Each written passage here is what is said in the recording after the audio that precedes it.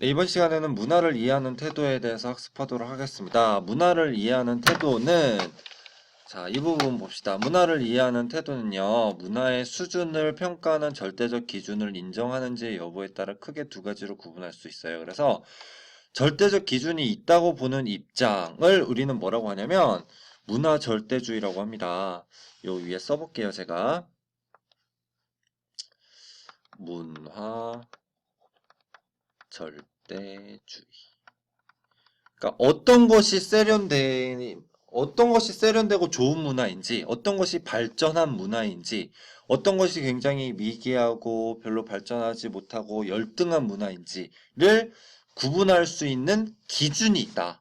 기준이 있다고 보는 거예요. 이 우수한 문화, 열등한 문화를 구분할 수 있다고 본다. 그렇죠? 이게 문화 절대주의, 절대적인 기준이 있다. 그런 입장에서는 열등한 문화는 어서 발전해서 보고 배워서 우수한 문화로 나아가야 된다라고 주장하겠죠. 그렇죠? 근데 이 문화 절대주의에는 두 가지가 있어요. 하나는 그 문화의 기준. 저 문화가 좋은 문화야 라는 것이 자기 문화 외부에 있으면 문화 사대주의가 돼요. 문화 사대주의. 그러니까 우리 문화 정말 별 볼 일 없어. 우와, 쟤네 문화 최고다.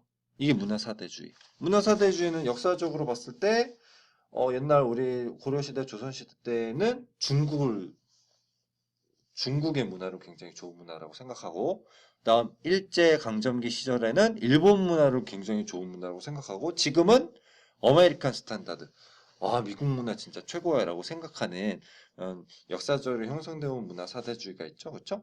그렇게 우리 문화는 별 볼 일 없고 우리 밖에 있는 다른 사회의 문화가 정말 좋은 문화야. 기준을 외부에 두는 문화 절대주의를 문화 사대주의라고 합니다.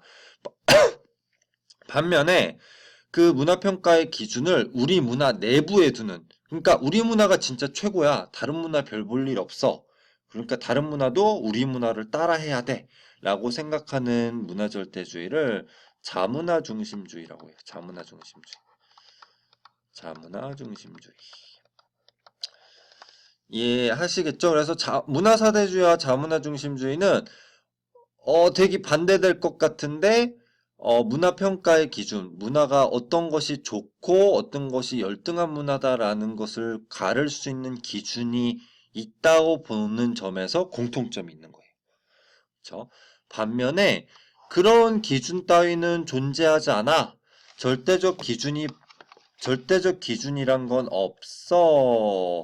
라고 하는 입장을 뭐라고 하냐면 문화상대주의라고 한다. 문화상대주의.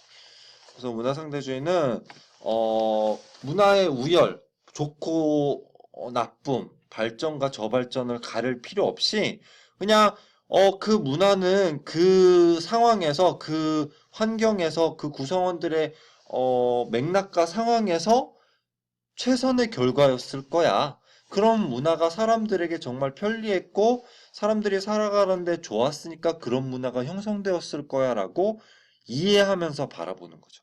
그게 바로 문화 상대주의예요. 문화 상대주의. 절대적 기준이 있느냐 없느냐에 따라서 문화 절대주의, 문화 상대주의로 나눌 수 있고, 다시 문화 절대주의는 그 문화 평가의 기준이 외부에 있느냐 내부에 있느냐를 가지고 문화 상대주의와 자문화 중심주의로 나눌 수 있다. 학습하였습니다. 밑에 보면 예시로 밥을 우리는 숟가락 젓가락으로 먹잖아요. 그런데 저기 동남아 국가들만 가도 동남아 국가 멀지 않죠. 비행기 타고 4~5시간만 가면 돼요. 그러면 거기 국가들만 가도 밥을 손으로 먹어요. 손으로. 우리는 저기 집에 가면 튼튼이가 손으로 밥을 먹거든요. 물론 이제 숟가락으로 밥을 먹는 연습을 하고 있는데, 근데 하다가 답답하면 손으로 먹어요. 그런데 우리가 처음부터 손으로 밥 먹는 문화권에 태어났다면 손으로 밥 먹는 게 전혀 이상하지 않겠죠, 그렇죠? 요즘에 JTBC라는 종편 채널에서 비정상회담이라는 프로그램이 꽤 유명세를 탔더라고요.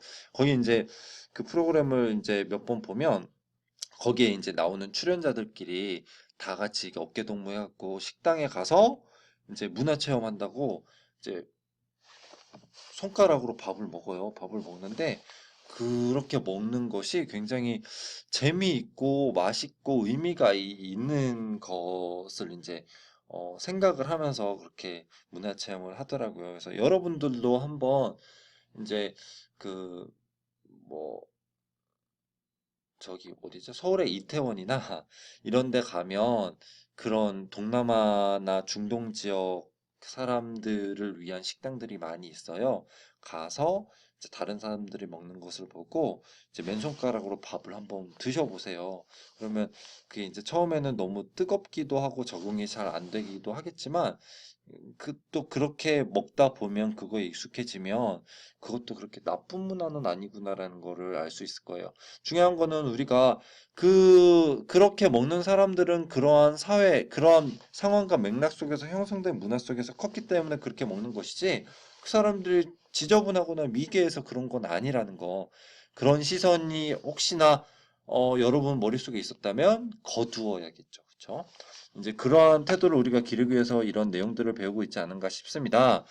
그래서 교과서 넘어가면 자문화 중심주의, 문화 사대주의, 문화 상대주의에 대해서 자세히 설명을 하고 있어요. 그래서 포인트는 제가 다 설명했고요.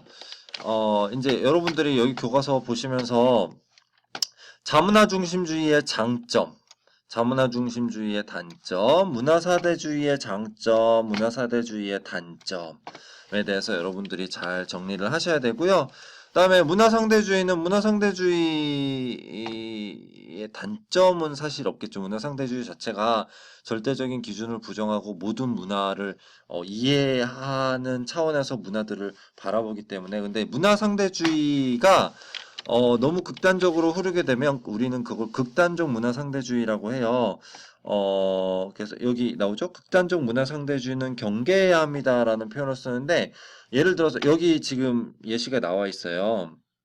중동 국가들 중에 부정한 행동을 한 것으로 여겨진 여인, 심지어 성폭행을 당한 여인은 피해자잖아요. 피해자이지만 그럼에도 집안의 명예를 더럽혔다라는 이유로 성폭행을 당한 피해 여성이 돌에 맞아 죽어요. 그걸 명예살인이라는 이름으로 처형하는 문화가 있다는 거예요. 근데 우리가 이 문화를 상대주의적 하는 문화 상대주의니까 이해해줘야 되나요?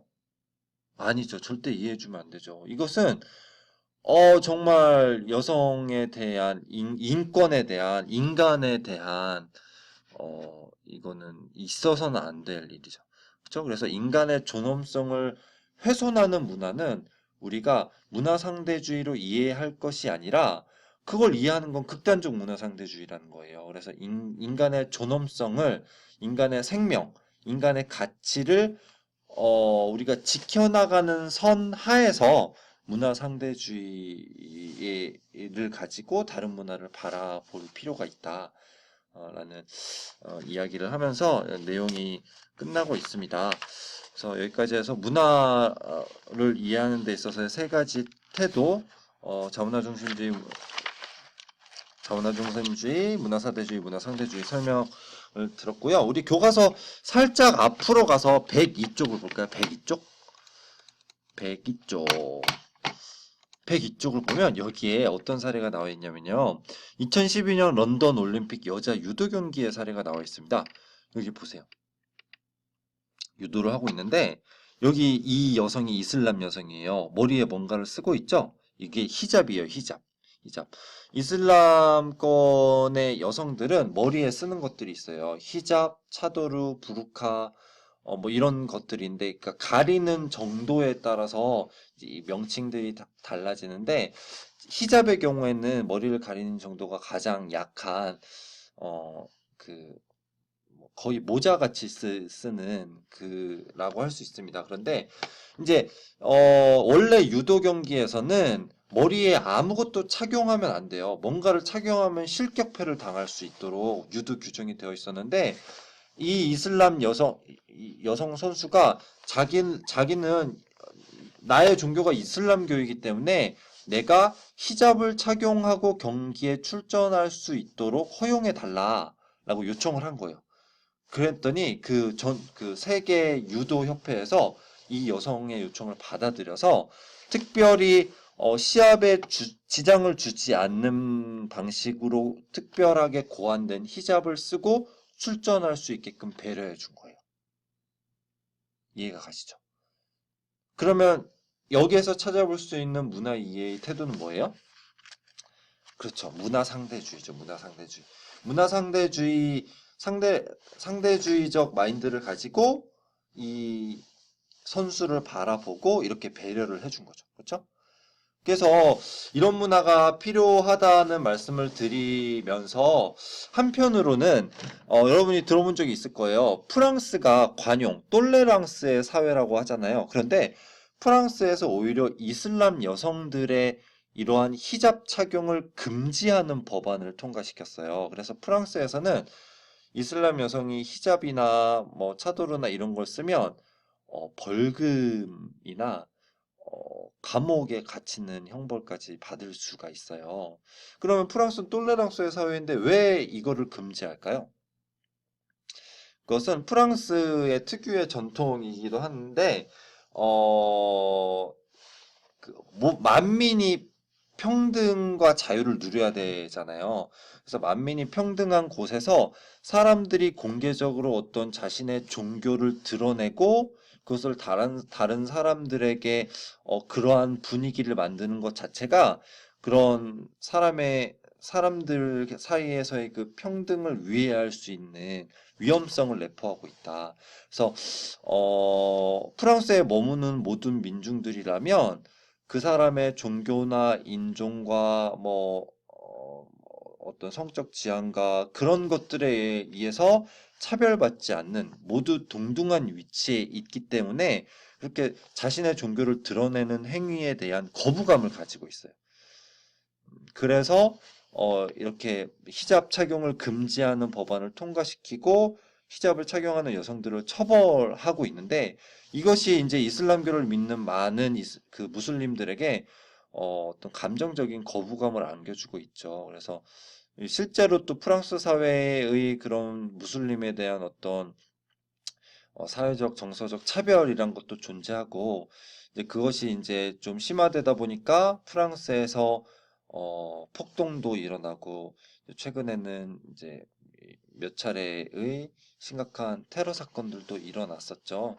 그래서 과연